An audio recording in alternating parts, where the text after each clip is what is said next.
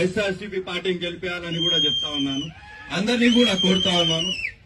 ఇంకా ముగిసే ముందు నేను అందరు కూడా చెప్తా ఉన్నాను, ప్రతి ఒక్కరు ఇప్పుడు ఫేస్బుక్ లో సోషల్ మీడియాలో అందరు చూస్తా ఉన్నారు, న్యూస్ ఛానల్స్ లో కూడా వాళ్ళు వచ్చి చేస్తాను మేము కంటెస్ట్ చేస్తామని కొంతమంది చెప్తున్నారు, కొంతమంది ఏమో తప్పుడు ప్రచారం చేస్తా ఉన్నారు. వాళ్ళందరిది పట్టించుకోద్దండి. మనకి ఎవరు ఏమీ లేదు. ఇదంతా మనకు డెమోక్రసీనే. ఎవరన్నా రండి, ఎవరన్నా చేసుకోండి, ఎవరన్నా పోటీ చేయనివ్వండి. నేను మాత్రం ఇక్కడ నుంచి కట్టుగల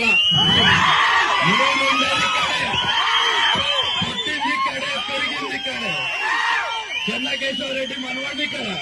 ఎవరికి కట్టాలి, ఎవరికి నచ్చిన వాళ్ళు చేసుకోండి. మనమందరం 2029లో వైఎస్ఆర్సీపీ పార్టీ నిలబెట్టాలని థ్యాంక్ యూ.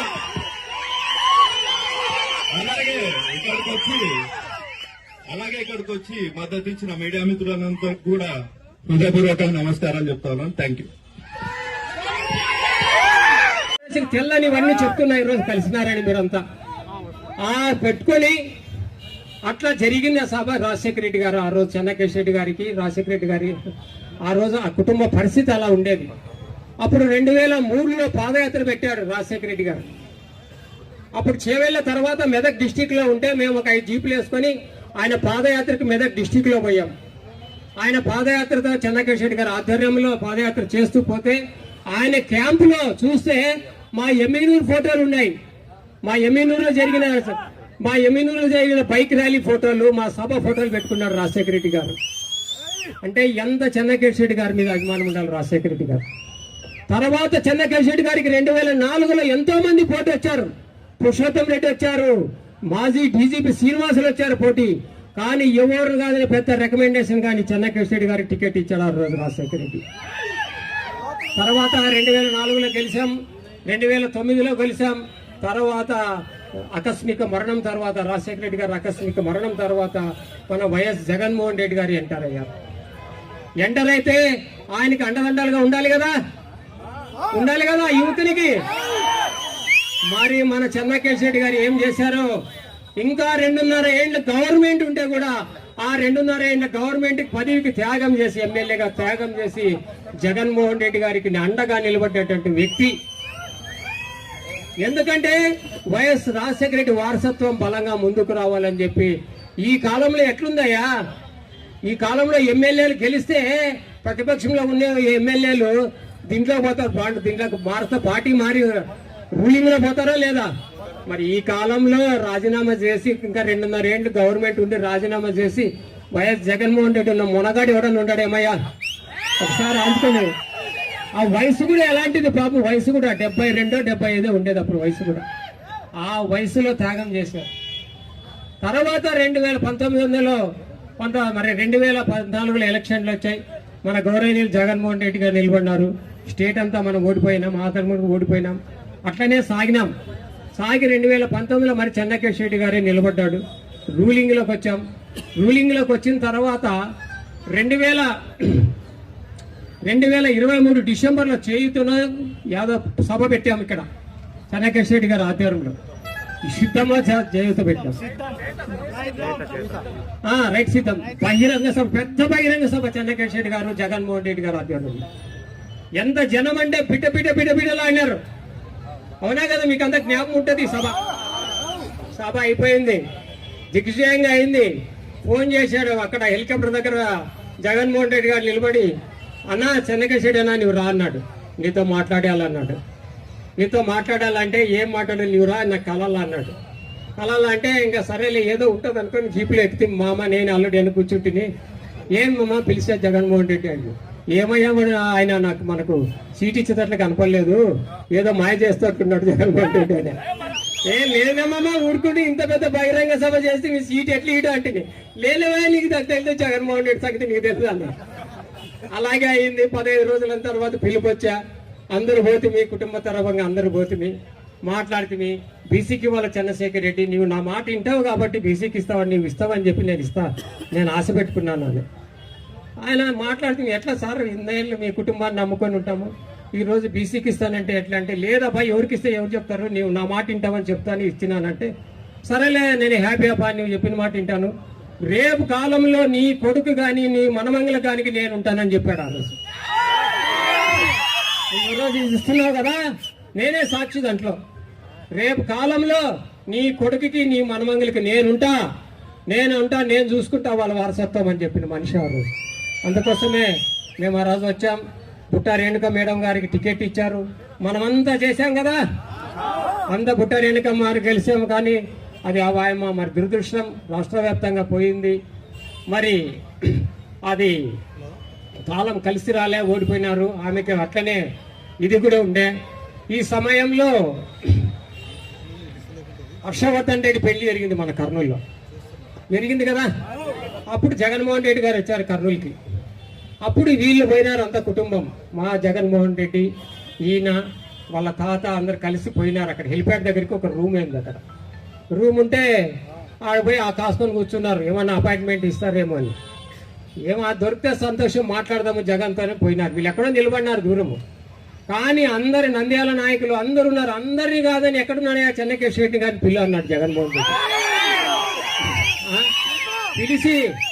పిలిచి లోని పిలిచి నీ వారసుడు ఎవడు అన్నాడు. నీకు అర్థమైందా లేదా? మీకు బాగా జ్ఞాపకం పెట్టుకోండి. వీళ్ళు అడగలే మీ వారసుడు ఎవడు అన్నాడు. మీ వారసుడు ఎవడంటే నాకు రాజీవ్ రెడ్డి గారిని చూపించింది. ఈ కాలం జరిగింది, కాలం ఇట్లా గడిచింది. తర్వాత ఇంకా మనకు రాజకీయాలు తెలుసు. ఇన్ఛార్జ్ మార్చే ముందు కూడా వీళ్ళు కలిసినారు, వీళ్ళు వాళ్ళు కలిసినారు, రేణుకా మేడం గారు కలిసినారు. ఆయన ఒకే మాట చెప్పినారు. ఏం చెప్పినాడు? ఇన్ఛార్జ్ మార్చక ముందు ఒక నెల ముందు, రాజీవ్ ఒకరు ఎమ్మెల్యే అవుతారు, ఒక ఎంపీ అవుతారు, మీరేం బాధపడద్దండి అని చెప్పినారు. అంటే మనం దీంట్లో అర్థం చేసుకోవాలి. ఆయనకి అర్థం, మేడం గారికి అర్థమైంది, రాజారెడ్డి గారికి అర్థమైంది. ఇప్పుడు ఎంపీకి ఒకరు పోతారు, ఎమ్మెల్యేకి ఒకరు పోతారంటే ఎంపీ స్థాయి నా రాజురెడ్డిది, అవునా కాదా? అప్పుడు ఎంపీ స్థాయి ఎవరిది? Madam, Renuka madam. ఆడే క్లారిటీ ఇచ్చినాడు ఆయన. తర్వాత ఆ మాట విని చెన్నకేశ్వర రెడ్డి గారు పోయినాడు, అడిగినాడు, ఇవ్వడమ్మా ఇంకా అప్పటి నుంచి మనం ఇదని చెప్పి ఆయన సూరిటీగా. ఎందుకంటే ఒక విషయం గమనించాలి, ఆ రోజు ఎవరు వారసత్వం కోసం చెన్నకేశ్వర రెడ్డి గారు రాజీనామా చేసి శాసనసభలో చేయలేక బై ఎలక్షన్ లో త్యాగం చేశాడు. ఈ రోజు ఆయన కూడా ఈ వారసత్వం కోసం ఈ రోజు రాజిరెడ్డికి ఇచ్చారు. వీళ్ళేం అడగలే టికెట్ కావాలా మా రాజీవ్ రెడ్డికి అడగలే. ఆయనే పిలిచి నీ వారసుడు ఎవడని అడిగి జ్ఞాపం పెట్టుకొని ఈ రోజు ఈయనకి అలాట్ చేసినారు. ఏమప్పా ఈ బసిరెడ్డి ఇన్ని నీతి మాటలు చెప్తాడు. మొన్ననే టీవీ పన్నెండే చూస్తున్న సెల్లులో రాజిరెడ్డికి ఇస్తే, అవునా కాదా? నిజం ఒప్పుకోవాలా, అందరిలో నిజం ఒప్పుకోవాలా, అవునా కాదా? కరెక్టే. నేనేమనుకున్నాను, చెన్నకేశ్వర రెడ్డికో జగన్మోహన్ రెడ్డికో ఇస్తారు కదా, 70 ఏళ్ళు పోయి రాజురెడ్డి దగ్గర యాడ్ చేతులు అనుకుని మాట్లాడినా. అబద్ధం చెప్పరాదు, నిజం ఒప్పుకోవాలా. కానీ దగ్గరుండి రాజురెడ్డిని చూసిన తర్వాత చెన్నకేశ్వర రెడ్డి గారు తీసుకున్న నిర్ణయం 100కి 200 పాలు కరెక్ట్ అని చెప్పి నాకు తెలిసింది. యువ కిషోరం, ఇది కథ. ఇంకా మొన్ననే ఇప్పుడు చూస్తా ఉన్నాం, నా 50 జీపులు, నా 100 జీపులు, 30 జీపులు, ఇవన్నీ కథలు వస్తూ ఉన్నాయి. ఇవి అవసరమా?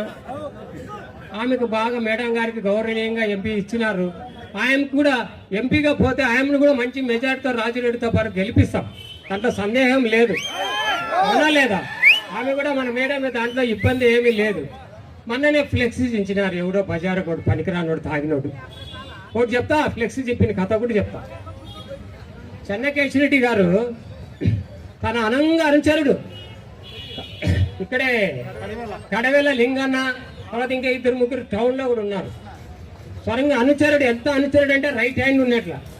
అతన్ని రాజరాజేశ్వర గలాట చేస్తే ఆ లింగన్నపై కేసు పెట్టి సబ్ జైలుకి పంపించినటువంటి వ్యక్తి చెన్నకేశ్వర రెడ్డి. టౌన్లో శాంతి భద్రతలు ఎవరైనా విఘాతం చేస్తారంటే వాళ్ళు కేసు పెట్టి లోనికి పంపించిన కట్టి. మనం ప్రతిపక్షంలో ఉన్నప్పుడు జయనాథ్ రెడ్డి కటౌట్లు కడితే ఎప్పుడైనా చించినామా? ఏదన్నా ఉంటే కూడా కమిషనర్ చెప్పి ఎన్నాళ్ళు పెడతావయ్యా కటౌట్ తీసేయని చెప్పినటువంటి వ్యక్తి చెన్నకేశ్వర రెడ్డి. ఈ రోజు ఈ కటౌట్ చించేస్తామేమయ్యా? కొంచెం అర్థం చేసుకోవాలి. దీన్ని కూడా రాజకీయం చేయడమా? ఎవడో పనికి నాడు బజారోడు చించుంటాడు తాగి, దానికి కూడా రాజకీయాలా? ఇలాంటి రాజకీయాలు వద్దు దయచేసి. మనం ముందుకి మంచిగా పోదాం. జగన్మోహన్ రెడ్డి గారు ఇచ్చారు రాజురెడ్డికి ఇన్ఛార్జ్ ఇచ్చాడు, అలాగే నీకు ఎంపీకి ఇచ్చాడు. ఈ జీపుల కథ వదిలేసి ఈ పాలతో వదిలేసి ఆమె ఎంపీగా మంచిగా ఉండి ఇక్కడ రాజీవ్ రెడ్డికి ఆమె సపోర్ట్ చేస్తూ ఈయన ఆమె సపోర్ట్ చేస్తూ ముందుకు పోయి మన జగన్మోహన్ రెడ్డి గారిని సీఎం చేసుకోవాల్సిన అవసరం ఉంది. అవునా కాదా? ఇది మంచి మాటే కదా. మరి ఈ విషయం మనం ముందుకు పోవాల్సిన అవసరం ఉంది. ఎందుకంటే ఈరోజు జగన్మోహన్ రెడ్డి గారి జన్మదినం. ఆయన శుభాకాంక్షలు చెప్తూ ఆయన ముఖ్యమంత్రి కావాలా, ఇక్కడ రాజమోహన్ రెడ్డి ఎమ్మెల్యే కావాలా. మరి ఈ విషయాన్ని మరి మంచి రోజు మనం ముందుకు తీసుకుపోతూ అందరికీ మాటలు పంచుకొని తెలుసుకొని ముందుకు పోయి మంచిగా ఉందాం. దాంట్లో తప్పులేదు, ఈ విషయంలో తప్పులేదు. మేడం గారు కూడా, రేణుకా మేడం గారు కూడా నా దగ్గర స్వయంగా అన్నారు, జగన్ గారు చెప్తే నేను ఎంపీకి పోతా, నాకేం ఇబ్బంది లేదని చెప్పారు.